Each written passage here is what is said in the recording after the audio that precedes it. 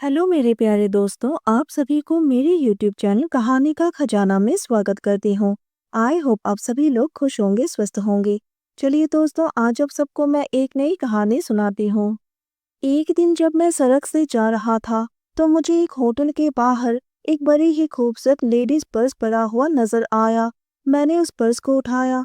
मैंने उसमें देखा तो उसमें ATM कार्ड और एक कागज में फोन नंबर लिखा हुआ था। मैं जिस होटल के बाहर था, वहां सिर्फ अमीर लोग ही आते जाते हैं।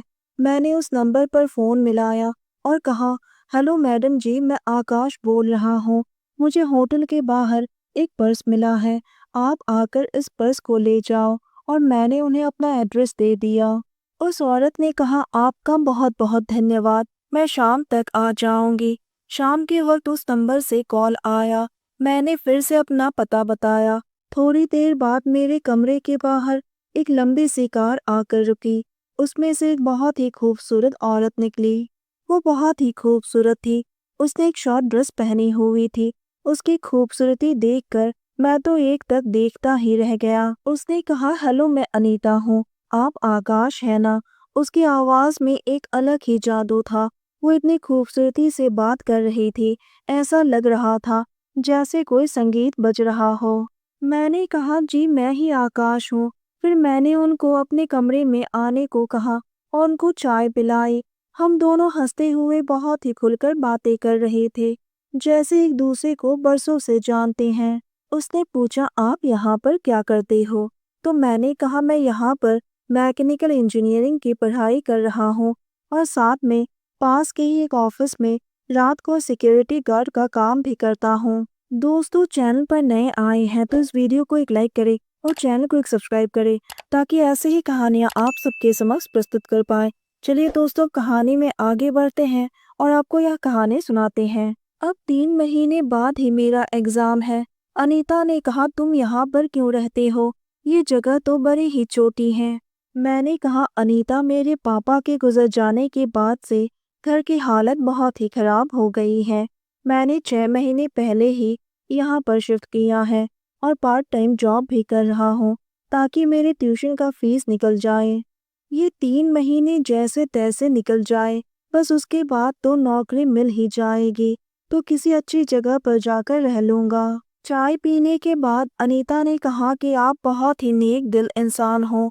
आपने मेरा पर्स वापस कर दिया।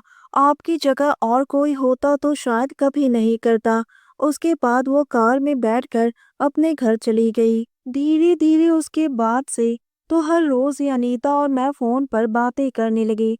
वो मुझसे मिलने के लिए मेरे कमरे में भी आती थी। हम दोनों साथ में बाहर घूमने भी जाते थे।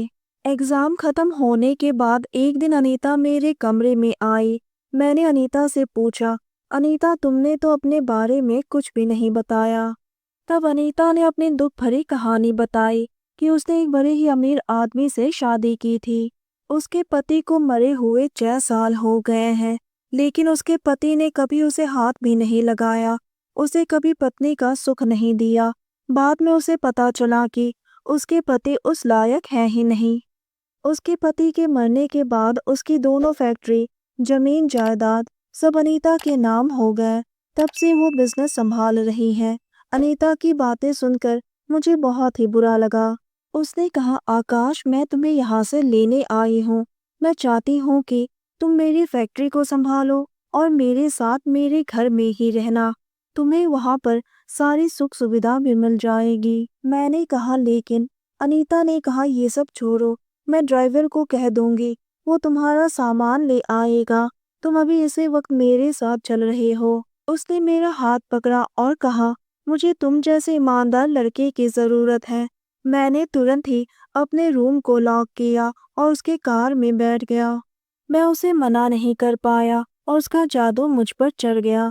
पहली बार मैं इतनी बड़ी गाड़ी में बैठा था। थोड़ी देर बाद मैं उसके घर पहुंच गया। उसका घर बड़ा ही आलीशान था। उसने मुझे पीने के लिए पानी दिया और कहा कि तुम जाकर फ्रेश हो जाओ। मैंने तुम्हारे कपड़े कमरे में रख दिए हैं। मैं नहा धोकर फ्रेश हो गया। उसके बाद हम दोनों ने खाना खाया। अगले ही दिन वो मुझे फैक्ट्री ले गई और मुझे काम समझा दिया। मैंने धीरे धीरे वहां पर काम करना शुरू कर दिया। हम दोनों साथ में फैक्ट्री जाते थे और साथ में ही आते थे। हम दोनों एक दूसरे के साथ काम करते करते बहुत ही करीब आने लगे। एक रात मैं अपने बिस्तर पर बैठकर टीवी देख रहा था। उसी वक्त अनीता मेरे बगल में आकर बैठ गई। मैंने कहा, अनीता, आपको कुछ कहना है? तभी उसने अपने दिल की बात मुझे कह दी। मैं भी अनीता को मन ही मन पसंद करने लगा था। मैंने कहा, लेकिन अनीता, मैं तो तुमसे उम्र में छोटा हूँ। मैं 24 साल का हूँ और तुम 27 साल की। अनीता ने कहा, प्यार में उम्र नहीं देखी जाती है, प्यार तो बस हो जाता है। मुझे तुम्हारी अच्छाई से प्यार हो गया है। क्या हम कभी एक हो सकते हैं? मैंने भी हिम्मत करके अनीता को अपने दिल की बात कह दी। मेरी बात सुनते ही उसने मुझे अपने गले से लगा लिया और मैंने भी उसकी गुलाबी होठों को चूम लिया। जब उसने खुद ही सामने से आकर प्रस्ताव रखा तो मैं उसे मना नहीं कर पाया। मैंने भी हामी भर ही दी।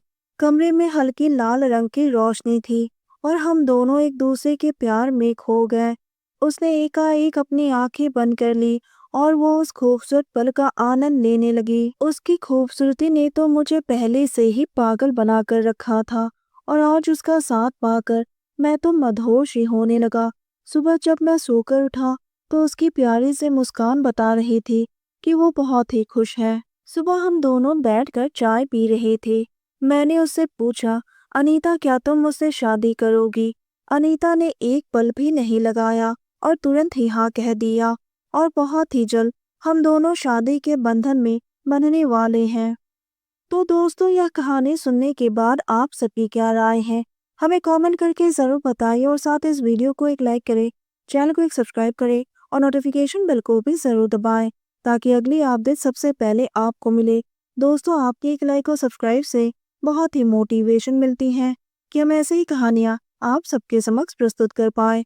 आप सबने अपना कीमती समय निकाल कर इस वीडियो को सुना, इसके लिए आप सभी को धन्यवाद करती हूँ। धन्यवाद दोस्तों।